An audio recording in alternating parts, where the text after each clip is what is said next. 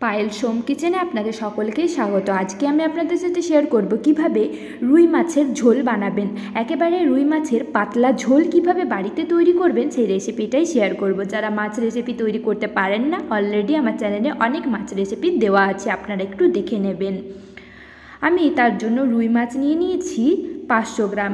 মাছটাকে ভালোভাবে ধুয়ে পরিষ্কার করে রেখেছি। এবার এর মধ্যে হলুদ গুঁড়ো দিয়ে দেব হাফ টিস্পুন, নুন দিয়ে দেব স্বাদ মতো, প্রায় 1 টেবিল স্পুনের মতো। তারপর ভালো করে মাছের সাথে মিশিয়ে নেব নুন আর হলুদটাকে। খুব ভালো মতো করে মেশানো হয়ে গেলে 5 মিনিট রেস্টে রেখে দেব, যাতে খুব ভালো মতো করে সেট হয়ে যায়। ততক্ষণ আমি মাছ ভাজার জন্য গ্যাসে কড়াই চাপিয়ে দিয়েছি। কড়াইটা গরম হয়ে গেলে আমি এর মধ্যে সরষের তেল দিয়ে দেব। মাছ অবশ্যই সরষের তেলেই ভাজবেন, তাছাড়া সাদা তেলেও কিন্তু ভাজতে পারেন। যতক্ষণ না দেখবেন এই কড়াই থেকে ধোঁয়া উঠতে শুরু করছে ততক্ষণ অবধি কিন্তু মাছ দেবেন না। যখনই দেখবেন কড়াই থেকে ধোঁয়া উঠতে শুরু করছে, তেলটা খুব ভালো মতো করে গরম হয়ে গিয়েছে, তখনই একটা একটা করে মাছ ছেড়ে দেবেন। তবে একবারে বেশি মাছ ভাজতে যাবেন না, কম কম করে ভাজবেন, নাহলে উল্টানোর সময় অসুবিধা হতে পারে। আমি একবারে 3টে করে মাছ দিলাম। একটা পিঠ ভাজা হয়ে গেলে তবে আরেকটা পিঠ উল্টে নেবেন, কিন্তু গ্যাসের ফ্লেমটা মিডিয়াম টু লোতে করে মাছগুলোকে ভেজে নিতে হবে। খুব ভালো মতো করে লাল লাল করে ঠিক একই রকম পদ্ধতিতে বাকি মাছগুলো ভেজে আমি তুলে নেব। মাছগুলো খুব লাল লাল করে ভেজে নেওয়া হয়ে গিয়েছে, এবার এগুলো আমি তুলে নিচ্ছি। এবার ওই তেলেই আমি রান্নাটা করব। যদি তেলের প্রয়োজন হয় তাহলে আরও সামান্য কিছু আপনারা তেল দিতেই পারেন।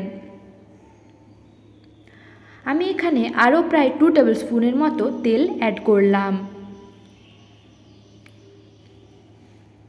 তেলটা গরম হয়ে গেলে আমি এর মধ্যে দিয়ে দেব পেঁয়াজ কুচি। 2টো মিডিয়াম সাইজের পেঁয়াজ কুচি দিয়ে দেব। পেঁয়াজটাকে ভালো করে ভেজে নেব, একেবারে পেঁয়াজটা গলে যাওয়া অবধি অপেক্ষা করব। এবার এর মধ্যে দিয়ে দেব টমেটো কুচি। 2টো মিডিয়াম সাইজের টমেটো কুচি আমি এর মধ্যে অ্যাড করছি। আপনারা চাইলে টমেটো বাটাও অ্যাড করতে পারেন। খুব ভালো মতো করে টমেটোটাকে গলিয়ে নেব। এবার আমি এর মধ্যে একটা পেস্ট দিয়ে দেব, যার মধ্যে নিয়েছি গোটা সর্ষে, কালো সর্ষে, পেঁয়াজ আর আদা আর কাঁচা লঙ্কা। এটাকে পেস্ট করে আমি 4 টেবিল স্পুন মশলা এর মধ্যে দিয়ে দিলাম। অল্প পরিমাণ জল দিয়ে খুব ভালো মতো করে পেস্ট করে নিয়েছি। এবার মশলাটা থেকে যখনই তেল ছাড়তে শুরু করবে তখনই আমি এর মধ্যে একে একে গুঁড়ো মশলাগুলো দিয়ে দেব। হলুদ গুঁড়ো দিয়ে দেব হাফ টিস্পুন, নুন দিয়ে দেব হাফ টিস্পুন, জিরের গুঁড়ো দিয়ে দেব 1/4 টিস্পুন, কাশ্মীরি লাল লঙ্কার গুঁড়ো দিয়ে দেব হাফ টিস্পুন। আপনারা চাইলে লঙ্কার গুঁড়োও ব্যবহার করতে পারেন। আর দিয়ে দেব ধনেপাতা কুচি। তারপর মশলার সাথে খুব ভালো মতো করে ভেজে নিয়ে মশলাটাকে খুব ভালো মতো করে কষিয়ে নিতে হবে। মাছ রান্নায় মশলাটাকে কষানো কিন্তু খুবই জরুরি। মশলাটাকে ভালো মতো করে কষানো হয়ে গেলে আমি এর মধ্যে পরিমাণ মতো জল অ্যাড করে দেব।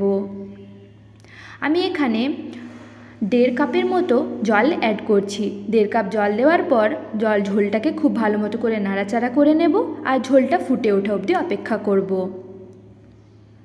এই ঝোলটা কিন্তু ফুটে উঠেছে। ঝোলটা যখনই ফুটে উঠবে তখনই ভেজে রাখা মাছগুলো একে একে ঝোলের মধ্যে দিয়ে দেব।